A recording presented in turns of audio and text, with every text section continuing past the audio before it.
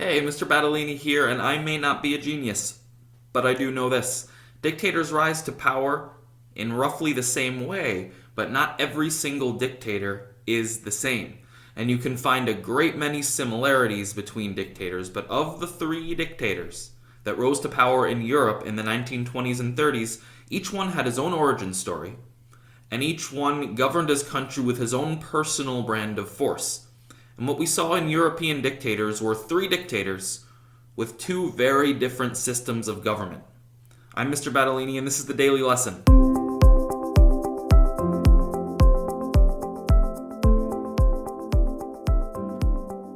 So, yesterday you should have completed the first part of the reading, and you learned a couple of things.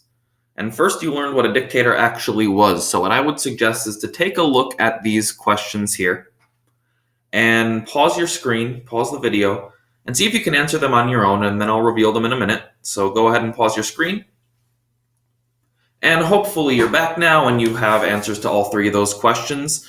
A dictator is a ruler of a country who controls every single government decision in that country. Every single decision has to run through this one guy. There is no balance of power in the country, and he usually establishes that by force. And we talked about a couple examples of that. So how would you describe the way they rule their country?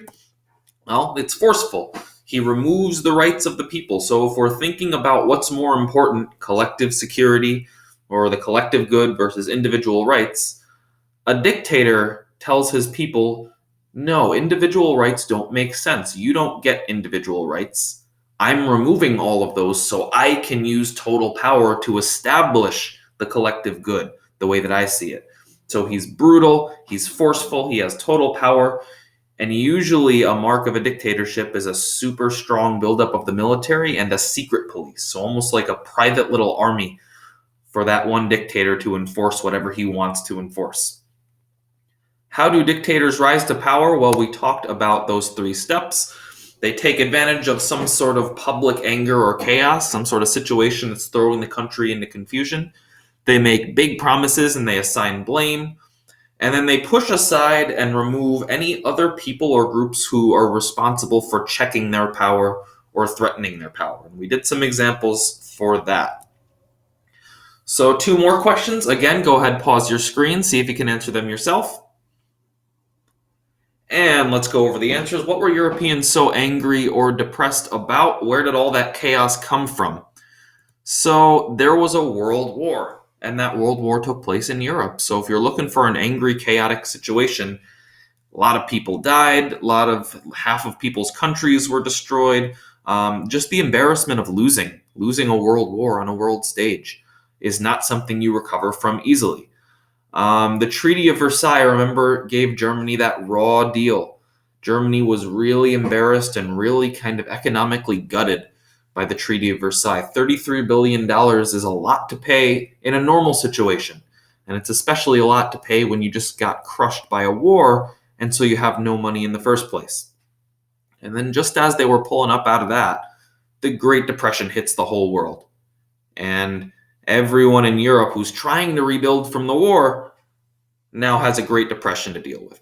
So the dictators are going to come in and they're going to take advantage of all that depression and anger and chaos, and they're going to come and they're going to make some big promises about how I will bring the country up out of that chaos. So what European countries saw that? We're looking at Germany with Hitler, Italy with Mussolini, and Russia, who changes its name to the Soviet Union, with a guy named Joseph Stalin. And they actually happened in reverse order of that. So let's go ahead and talk about Russia, because Russia is where this happened first. So in Russia, you have a czar, and a czar is basically a king. It's just the Russian word for conqueror. So you have a czar in Russia, and that czar ruled his country by force, by torture, through intimidation, kind of the way kings do. My way or the highway. You know all about kings. And Russia, believe it or not, is still a feudalist country. Remember, with kings and lords and peasants, there are a whole bunch of serfs or peasants still starving in Russia under this czar's leadership. And then to cap it all off, the czar sent Russia into World War I. You remember that. And it was a huge failure for Russia. Everyone died and everyone's starving. And there was really no point to Russia being in that war in the first place. We talked about the nonsense of World War I. So that was a huge failure, and that was the final straw for those serfs and those peasants in Russia. And the people rebelled against the Tsar and brought him down, and they started a government that was called communism. And communism is going to be a big theme in a lot of different units this year, and we're going to talk about it in a second. But basically, communism, a communist dictatorship, says people may no longer own any private property. If you own a business, or if you run a mine or a factory, I spelled that wrong, it's okay, a factory or a farm, that's not yours anymore. The state takes that over. The government takes that over. And the state, the government, will decide how much stuff everyone gets equally. Because a communist government says that all class warfare is based on the fact that people have unequal amounts of stuff. So the government will take over everyone's stuff and decide how much equal stuff everyone needs. It's not like we have in America. So just as an example, in America, if you owned 2 cows, if you had a farm with 2 cows, there's a lot of way you can make money with those 2 cows. You can sell them for meat. You could just sell a live cow to another farmer and pocket the cash. You could milk the cows. You could keep the cows alive and milk them and then sell off the milk. You could breed the cows and make more cows and sell those more cows. There's a lot of ways that you can make money off those cows because you own those cows. Not under communism. Under communism, this is how it works. You own 2 cows. The government takes both of them away from you. You can't own private property. The government takes both cows away from you, but then forces you to go to work milking them. And then the government decides how much milk everyone needs and should require, and gives everyone in the country an equal amount of milk. The government takes the property and decides how much everyone needs by itself. So that's how a communist government works. And after the Russians overthrow their king, their czar, a guy named Vladimir Lenin becomes the communist dictator of Russia and changes it to the Union of Soviet Socialist Republics. We call it the Soviet Union. And when he dies, our main guy that we're going to talk about, Joseph Stalin, takes over. And he's the one that really consolidates that total power, gets rid of anyone else who will threaten his power. So he becomes a totalitarian communist dictator in Russia. And next we have Italy. So in Italy, we have Benito Mussolini, who's pictured right there, and he is a dictator, but he is not a communist. He does not do communism. He has a different idea called fascism. And in fascism says all actions of the people in the country must be to support the glory of a nation and its specific type of superior people. And that you need to build a strong military in order to defend those superior types of people. So Mussolini comes to power, and Mussolini says, hey guys, remember how awesome the Roman Empire was? Remember how great and superior Italians were during that? I'm going to bring that back.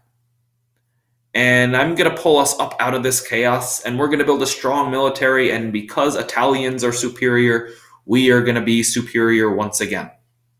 And so he establishes a fascist dictatorship. And in the reading for today, you're going to examine how he goes through those 3 steps and establishes his dictatorship. And he is going to be a fascist dictator, not communism. And probably our most famous dictator, unfortunately, we have in Germany, we have Adolf Hitler. And in Germany, Germany's also going to establish a fascist dictatorship. So remember the rules for the fascist dictatorship. There has to be all the people in the country, all actions devoted to the glory of the nation and its superior type of people. And a strong military must defend those superior type of people. And for Hitler, it's all about the Aryan German race. They are the superior type of people, and they are going to rise once again and make Germany great like it used to be. And he's going to start in particular blaming a certain type of people for Germany's problems and Germany's loss in World War I. And I think you probably know which type of people those are, but if you don't, you'll figure out in the reading. Hitler, again, is not a communist.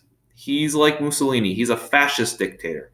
And he even goes further than Mussolini. He gains control of absolutely everything in Germany. It all goes through him. And so we can call him a fascist totalitarian dictator. Those are the reasons why Germans were so angry and so poor and so chaotic. You know all about those. And you'll read about Hitler's rise to power today. So your key takeaways: dictators rose to power in Italy, Germany, and Russia, or now called the Soviet Union. In the Soviet Union, Joseph Stalin was a communist totalitarian dictator. In Italy, Benito Mussolini became a fascist dictator. And in Germany, Hitler became a fascist totalitarian dictator. And the reason why that's important is because the fascist dictators typically do not get along with the communist dictators. And that's going to become a problem later in the war, but more on that later. All three leaders led their country, though, as dictators. They are all dictators. They all established control through brutal force. They all removed people's individual rights. They all used torture and intimidation. They all had a secret police that intimidated their opponents. And they all killed anyone who would try to oppose them, either killing them or jailing them if they couldn't do that. It is not a pretty picture at all with these dictators. That is all we have for you today. So here are your daily directions. You're going to read paragraphs 5 through 8 on page 5 to see how those dictators rose. And then you're going to complete the activities on pages 5 through 6. You'll see that there are some video links attached to those pictures and those YouTube buttons if you're working on the digital packet and you need some help there. But basically, you're going through that 3-step process using that reading and saying how specifically did each of those dictators rise to power. That's all we've got for you today. Stay safe, stay productive, and we'll see you next time.